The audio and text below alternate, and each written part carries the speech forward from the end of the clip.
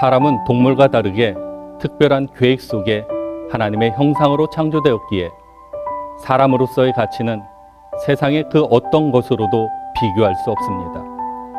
그러므로 사람은 누구나 가치가 있고 분명한 존재 목적이 있다는 것을 알게 됩니다.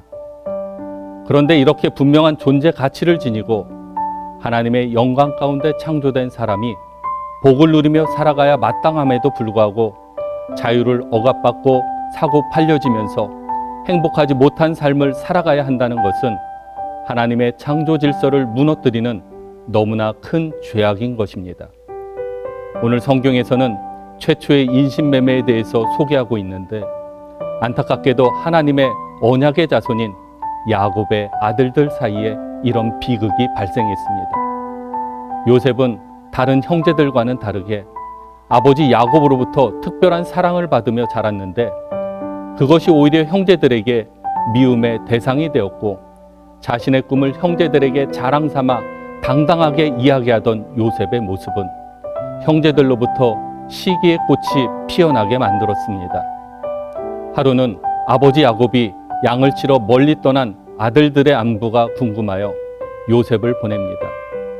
요셉은 먼 길을 헤매다가 마침내 형들이 있는 곳을 찾아 기쁨으로 달려가고 있었지만 자신들을 찾아 달려오는 요셉을 지켜보던 형들은 다른 생각을 하고 있었습니다.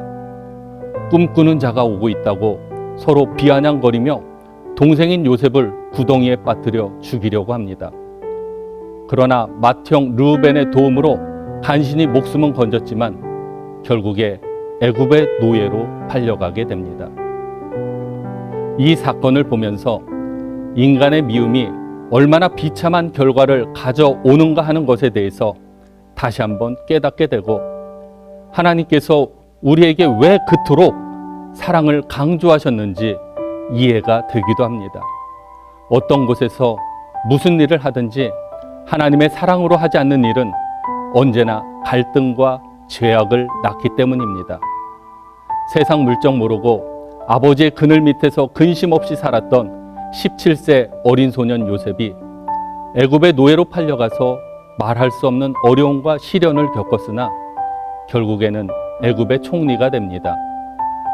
총리 요셉은 애굽으로 식량을 구하러 온 원수 같은 형들을 만났을 때 오히려 죽을까봐 두려워했던 형들을 위로하며 사랑으로 다가가서 하나님이 생명을 구원하시려고 나를 당신들보다 먼저 보내셨나이다 말하며 애굽으로 가족들을 불러 모아 흉년으로 죽을 위기에서 구원하게 됩니다. 하나님은 인간이 당신의 형상대로 만들어졌기에 하나님의 성품을 닮아 서로 사랑하며 살아가기를 기대했습니다.